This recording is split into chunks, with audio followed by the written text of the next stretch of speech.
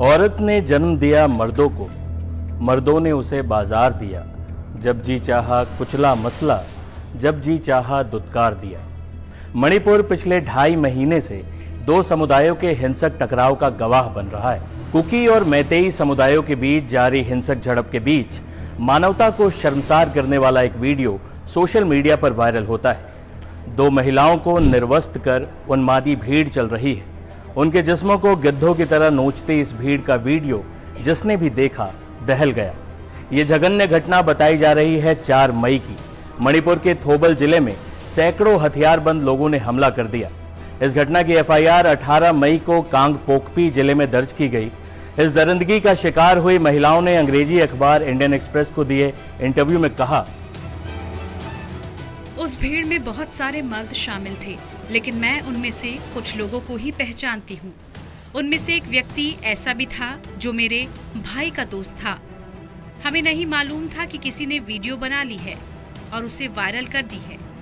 मणिपुर में इंटरनेट बंद था तो हमें इस बारे में कोई जानकारी नहीं थी।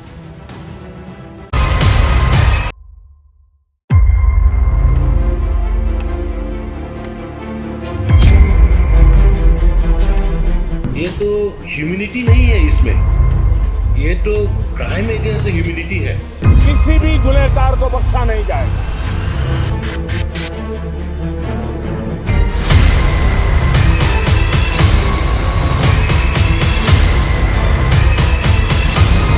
দ্বিতীয় পয়েন্টে মণিপুরে কি সমস্যা হচ্ছে সেটা জানার জন্য মণিপুরের ডেমোগ্রাফিটা কিন্তু জানা ভীষণ রকম প্রয়োজন। এই মুহূর্তে মণিপুরের যে সংঘাতের কথা সামনে উঠে আসছে, বেসিক্যালি সংঘাত দুটি জনগোষ্ঠীর মানুষের মধ্যে। একটি হলো মেইতেই জনগোষ্ঠী এবং আরেকটি আদিবাসী জনগোষ্ঠী, যার মধ্যে নাগা, কুকি এই ধরনের জনগোষ্ঠীর মানুষজন রয়েছেন। কিন্তু তাই বলে এই দুটোই মাত্র আদিবাসী জনগোষ্ঠী রয়েছে মণিপুরে তা কিন্তু নয়। যাই হোক, এই মুহূর্তে মূল সমস্যা মেইতেই জনগোষ্ঠীর মানুষ এবং আদিবাসী জনজাতির মানুষের মধ্যে হচ্ছে মণিপুরে। উত্তর পূর্ব ভারতের রাজ্যগুলোর দিকে যদি আপনি তাকান তাহলে দেখবেন যে এখানে কিন্তু প্রচুর জনগোষ্ঠীর মানুষের বসবাস এবং প্রত্যেকটা জনগোষ্ঠীর সঙ্গেই প্রত্যেকটার প্রায় মোটামুটি একটা আন্ডারলাইন কনফ্লিক্ট রয়েছে, সংঘাতের জায়গা রয়েছে এবং তার বেসিক কনস্ট্রাক্ট হচ্ছে জঙ্গলের বিভিন্ন রকম রিসোর্সেস, এসসি এসটি ক্যাটাগরি, তার সুবিধা, তার বিভিন্ন রকম সংরক্ষণ। তার সঙ্গে এখানে সব থেকে বড় সমস্যা হলো ল্যাক অফ অল্টারনেটিভস। যেহেতু এখানে সুযোগ সুবিধা অপরচুনিটি সবটাই খুব সীমিত, তাই এখানে অপশন খুব কম রয়েছে, যেগুলো নিয়ে কিন্তু মাঝে মধ্যেই এখানে সংঘাত তৈরি হয়। এই মুহূর্তে মেইতেই এবং আদিবাসী জনগোষ্ঠীর মধ্যে সংঘাতটাও কিন্তু এই রকমই কারণে।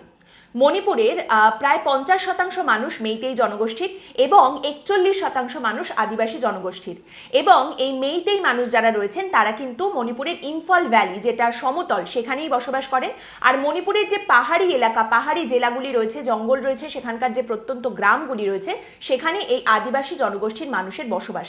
এবং এই মুহূর্তে আদিবাসী জনগোষ্ঠীর মানুষজন মেইতেই জনগোষ্ঠীর মানুষের উপরে রেগে গেছেন মণিপুরে। তার কারণটা কি? এর কারণ হচ্ছে মেইতেই বক্তব্য তাদের এসটি ট্যাগ দিতে হবে, যেটা মণিপুরের আদিবাসী জনগোষ্ঠীর মানুষের কাছে রয়েছে। এবার মেইতেইদের বক্তব্য আমাদেরও এই এসটি ট্যাগ দিতে হবে। এইখানে বলে রাখি যে এই দাবি কিন্তু তাদের নতুন নয়, বহু বছরের পুরনো। এবং জানা যাচ্ছে যে একদম প্রথম দিকে যখন এই দাবি উঠে আসে সেই সময় কিন্তু কিছু মানুষজন, যাদেরকে বলা যায় মেইতেই এলিটস, তারা বলেছিলেন যে আমাদের এই এসটি ট্যাগ দরকার নেই, আমরা তো ভালো পড়াশোনা জানি, আদিবাসীদের থেকে আমরা বেশি উন্নত, এত পড়াশোনা করছি, আমরা সবকিছু আরো উন্নত হচ্ছি, আমাদের এই ট্যাগটা লাগবে না। কিন্তু আস্তে আস্তে এই জায়গাটা একেবারেই কমে গেছে এবং এসটি ট্যাগ দিতে হবে এই দাবিটাই কিন্তু আরো জোরালো হয়েছে। এবং মেইতেই মানুষজন এই দাবি নিয়ে মণিপুর হাইকোর্টের কাছে গিয়েছিলেন। তাদের বক্তব্য ছিল যে দেখুন, আমাদেরকে এই এসটি ট্যাগটা দিতে হবে, আপনি রাজ্য সরকারকে নির্দেশ দিন যে রাজ্য সরকার যেন কেন্দ্রের কাছে এই মেইতেইদের এসটি ট্যাগ দিতে হবে এই অনুসারে একটি প্রস্তাব পাঠায়।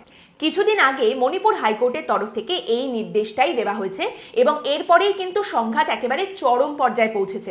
বেসিক্যালি মেইতেইদের বক্তব্য হচ্ছে মণিপুরে আদিবাসী জনগোষ্ঠীর মানুষ যাদের এসটি ট্যাগ রয়েছে তারা বিভিন্ন রকম সংরক্ষণ এনজয় করেন, তাদের বিভিন্ন রকম সুবিধা রয়েছে চাকরি বাকরির ক্ষেত্রে, তার সঙ্গে জমি কেনা বেচার ক্ষেত্রে একটা সুবিধা রয়েছে, তারা গোটা মণিপুর জুড়ে যে কোনো জায়গায় জমি কিনতে পারেন।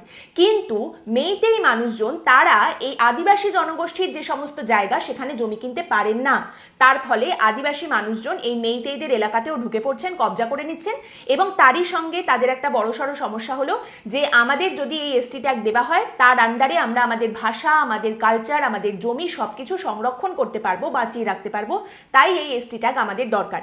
এবং আদিবাসী জনগোষ্ঠীর বক্তব্য হচ্ছে এমনিতেই মণিপুরে সব থেকে বেশি সব রকম সুবিধা পায় মেইতেইরা।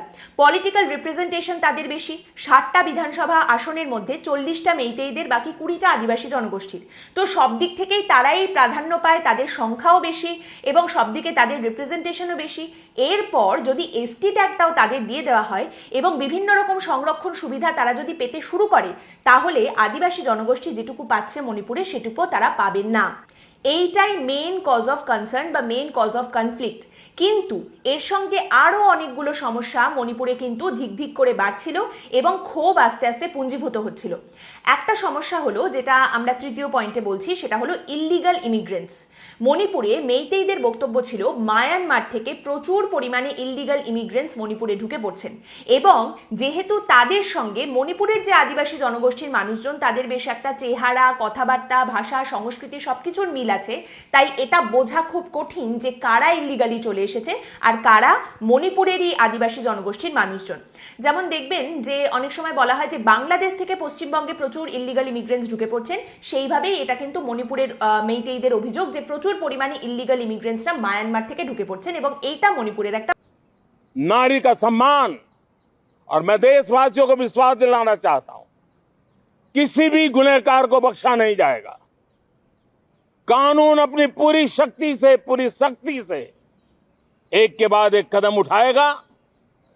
मणिपुर की इन बेटियों के साथ जो हुआ है इसको कभी माफ नहीं किया जा सकता।